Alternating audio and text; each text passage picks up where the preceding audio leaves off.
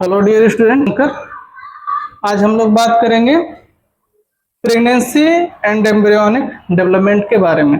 जैसे कि मैंने प्रीवियस लेक्चर में आप लोग को बताया था कि जो फर्टिलाइजेशन है और इम्प्लांटेशन के बारे में, फिर से मैं रिकॉल करता हूँ। इम्प्लांटेशन यानी कि आरोपण जिसको बोलते हैं, जब फर्टिलाइजेशन हो जाता है फैलोपियन ट्यूब में, ठीक है, तो जो जाइगोट है उसमें क्लीवेज होना स्टार्ट हो जाता है।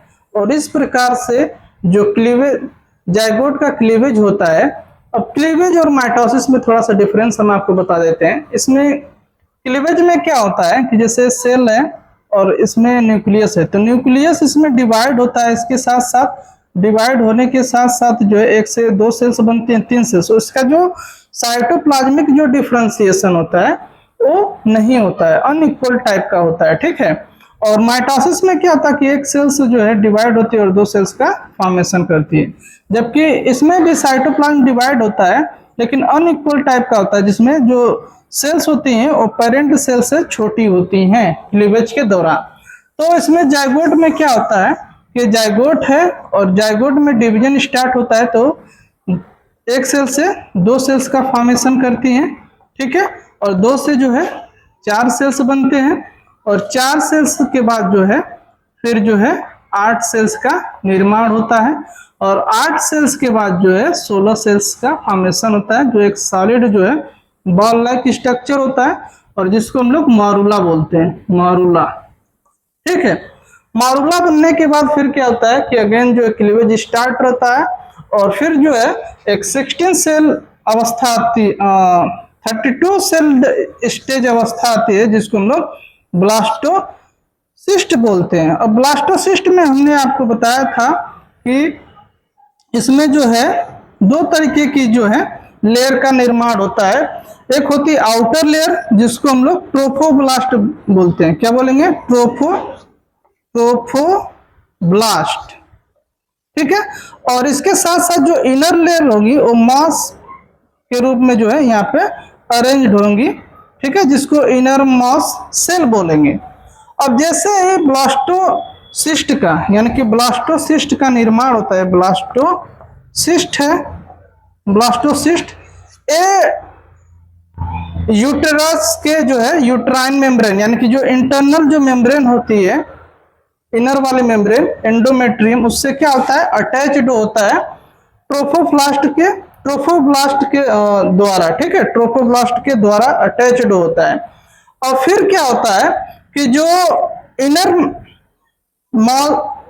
मास जो सेल होती हैं उनमें जो है डिफरेंशिएशन जो है स्टार्ट हो जाता है, और वो एम्ब्रियो का फॉर्मेशन करती है। यहाँ पे हम देख सकते हैं इस फिगर में कि एक एम्ब्रियो है, और यहाँ पे और भी इसके जो पार्ट हैं, और कैसे जो है इसमें एम्ब्रियो का डेवलपमेंट हो रहा है और क्या क्या होता है, आइए डिटेल्स में देखते हैं।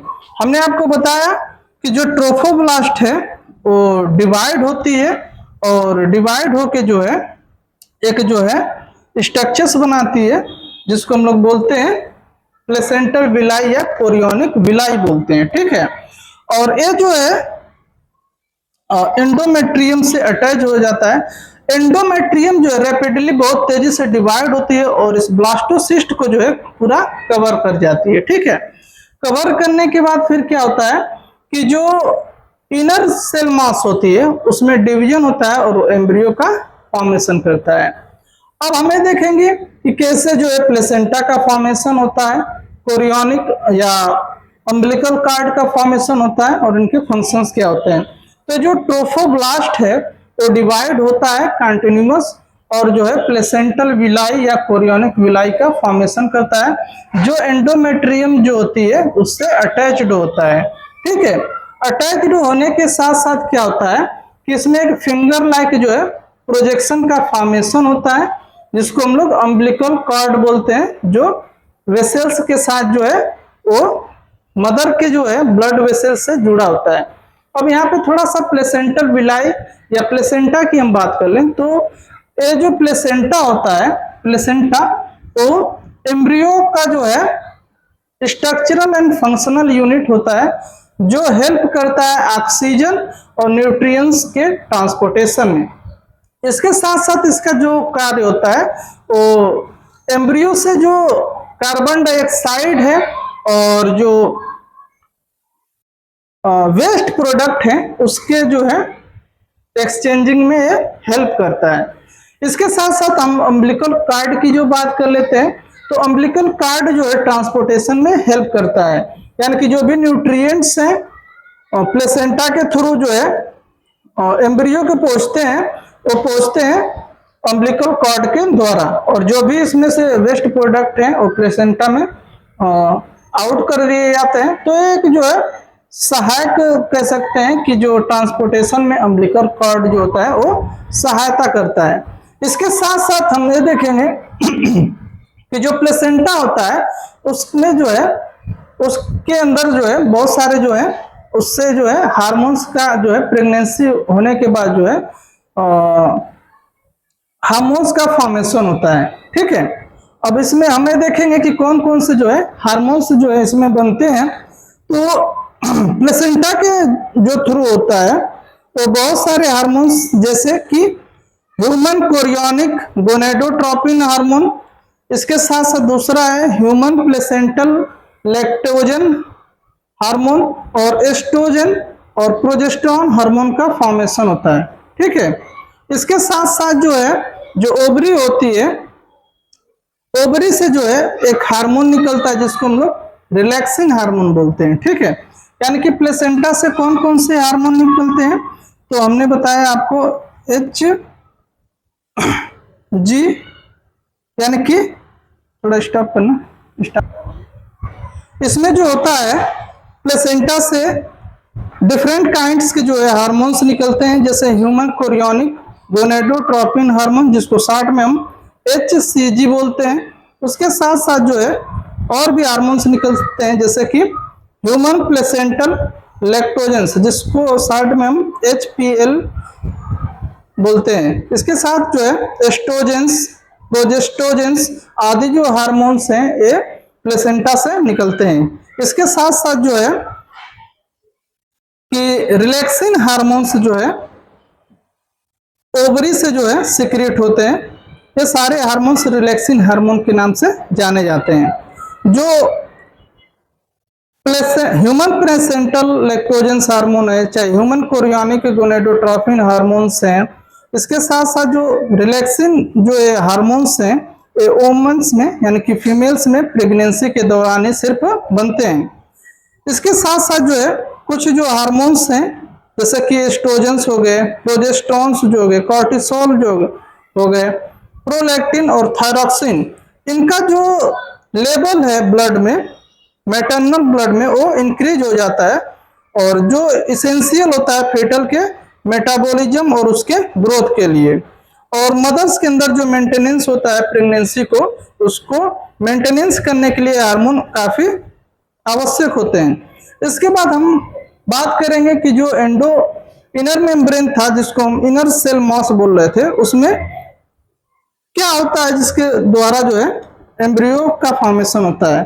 अब जो इनर मास सेल था उसमें, जिसको हम एम्ब्रियो बोलते हैं, उसमें डिफरेंशिएशन जो है शुरू हो जाता है, और शुरू होने के बाद क्या होता है कि जो है 3 लेयर्स का फॉर्मेशन होता है। जैसे कि हमने बताया था कि ये जो आउटर लेयर है इसका ट्रोफोब्लास्ट वाला, तो इससे ये बना, प्लेसेंटा बना, कोरियोनिक जो जिसको हम लोग विलाई बोलते हैं, अम्बिलिकल कॉर्ड बोलना, जो इनर मास और डिफरेंशिएट होके जो है फिर जो है लेयर का फॉर्मेशन करता है, जिसको हम इसमें बोलेंगे एक्टोडर्म।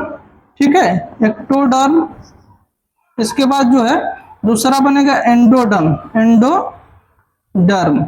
इसके बाद जो है एंडोडर्म के बाद बनने के बाद जो है उसके बाद ही जल्दी ही मीजोडर्म का फॉर्मेशन हो जाता है, मीजोडर्म का फॉर्मेशन हो जाता है, क्योंकि जो ह्यूमन है वो ट्रिप्लोब्लास्टिक इन नेचर होता है। अब एक्टोडर्म और एंडोडर्म और मीजोडर्म्स ये जो होती है, यहाँ की जो सेल्स होती है वो स्पेसिफिक जो है टिश्यू का फॉर्मेशन करती हैं आफ्टर डिफरेंशिएशन। और एक्टोडर्म से हम जानते हैं कि जो आउटर मेम्ब्रेन जैसे स्किन का फॉर्मेशन होता है, एंडोडर्म से जो है जो स्केलेटन सिस्टम का फॉर्मेशन और मेसोडर्म से जो ऑर्गेन का निर्माण होता है, ये अलग अलग जो होती है सेल्स होती है, वहां की जो सेल्स होती है उसको हम स्टेम सेल्स बोलते हैं। और स्टेम सेल्स वे सेल्स होती हैं जिनसे हम क्या कर सकते हैं कि उस प्रकार के टिश्यू और ऑर्गेन का निर्माण हम कर सकते हैं आर्टिफिशियल मेथड से। अब इसमें हम ये देखेंगे कि आफ्टर क्या होता है कि लेयर का जो फॉर्मेशन होता है तो लगभग जो है 1 मंथ, ठीक है, कि एंड में जो है फर्स्ट जो ऑर्गेन का फॉर्मेशन होता है जिसको हम हार्ट बोलते हैं, यानी कि हार्ट का फॉर्मेशन हो जाता है, जिसको स्टेथोस्कोप की सहायता से हम क्या कर सकते हैं, उसका जो हार्ट बीट है और फीटल का या जो फीटस है मदर के अंदर जो डेवलप हो रहा है उसको हम स्टेथोस्कोप की सहायता से क्या कर सकते हैं, साउंड को, हार्ट बीट को हम सुन सकते हैं। इसके बाद क्या होता है कि जो डेवलपमेंट होता है एम्ब्रियो का, उसमें लगभग जो है ह्यूमन के केस में जो है एम्ब्रियो का जो डेवलपमेंट है वो 9 मंथ का होता है, ठीक है। अब जो प्रेगनेंसी के दौरान क्या होता है कि लगभग जो है 2nd मंथ के एंड में, ठीक है, प्रेगनेंसी के 2nd मंथ के एंड में हम देखते हैं कि फीटस के अंदर जो है लिम्ब और डिजिट्स का फॉर्मेशन शुरू हो चुका होता है। और लगभग जो है 12 वीक्स के एंड में, यानी कि जो हमारा 12 वीक्स होता है उसको जो है हम फर्स्ट ट्राइमेस्टर बोलेंगे, यानी कि 12 वीक्स एंड को हम क्या बोलेंगे, फर्स्ट ट्राइमेस्टर, ट्राइमेस्टर, ठीक है। इस दौरान क्या होता है, बेबी के अंदर जो है क्या क्या चीजें डेवलप हो चुकी होती हैं फर्स्ट ट्राइमेस्टर के दौरान। तो ज्यादातर जो मोस्ट ऑर्गेन होते हैं उनका फॉर्मेशन हो चुका होता है, जैसे कि लिम्स हो गए, एक्सटर्नल जेनिटलिया ऑर्गेन हो गए, यानी कि जो रिप्रोडक्टिव एक्सटर्नल रिप्रोडक्टिव ऑर्गेन उनका जो है वेल तरीके से, यानी कि बहुत अच्छे तरीके से उसका फॉर्मेशन हो चुका होता है। लगभग जो है 5th मंथ के दौरान, ठीक है, 5th मंथ के टाइम में क्या होता है कि जो फीटस है उसके अंदर जो है हेड जो होता है, हेड के ऊपर जो है हेयर जो है आ जाते हैं। और लगभग जो है 24 वीक्स, यानी कि 24 वीक्स को ही जो है हम लोग 2nd ट्राइमेस्टर बोलते हैं। 24 वीक्स को हम लोग क्या बोलेंगे, 2nd ट्राइमेस्टर बोलेंगे। 2nd ट्राइमेस्टर के दौरान क्या होता है कि जो बेबी है उसमें मैक्सिमम जो चीजें हैं, यानी कि जैसे कि फाइन हेयर हो गए, आईलिड्स हो गए, सेपरेटेड आईलेसेस, इनका जो है फॉर्मेशन हो चुका होता है। और 9वें मंथ के एंड में जो है तो लेडी जो है वो प्रेगनेंसी डिलीवरी के लिए क्या होती है, प्रिपेयर हो चुकी है, यानी कि जो फीटस है उसका क्या पूरा फॉर्मेशन हो चुका होता है। और 9वें मंथ के बाद फिर क्या होता है, पास्चुरेशन, यानी कि इसमें डिलीवरी जो है वो हो जाता है, ठीक है। तो ये था प्रेगनेंसी और एम्ब्रियोनिक डेवलपमेंट के बारे में। एक बार फिर से हम जो है इसके जो प्लेसेंटा है, प्लेसेंटा से कौन कौन से हार्मोन निकलते हैं, तो ह्यूमन कोरियोनिक गोनाडोट्रोफिन हार्मोन निकलते हैं, ह्यूमन प्लेसेंटल लैक्टोजेंस हार्मोन निकलते हैं, एस्ट्रोजेंस और जो है प्रोजेस्टोजेंस निकलते हैं, जिसको रिलैक्सिन हार्मोन के नाम से भी जानते हैं। और रिलैक्सिन हार्मोन ओवरी से भी निकलता है। इनका जो है रोल होता है बेबी के ग्रोथ में और इसके मेटाबॉलिज्म में हेल्प करते हैं। इसके साथ साथ जो है एस्ट्रोजेंस हार्मोन हो गए, प्रोजेस्टेरोन हार्मोन्स हो गए और कॉर्टिसोल हार्मोन हो गए, ये सारे जो है बेबी के जो है ग्रोथ और डेवलपमेंट और जो फीमेल होती है उसके मेंटेनेंस में हेल्प करते हैं, ठीक है। जैसे कि मैंने बताया आपको कि फर्स्ट मंथ के एंड में जो है सबसे फर्स्ट जो ऑर्गेन है वो बनता है हार्ट। और हार्ट को जो है जो बीटिंग साउंड होता है उसको हम स्टेथोस्कोप से सुन सकते हैं।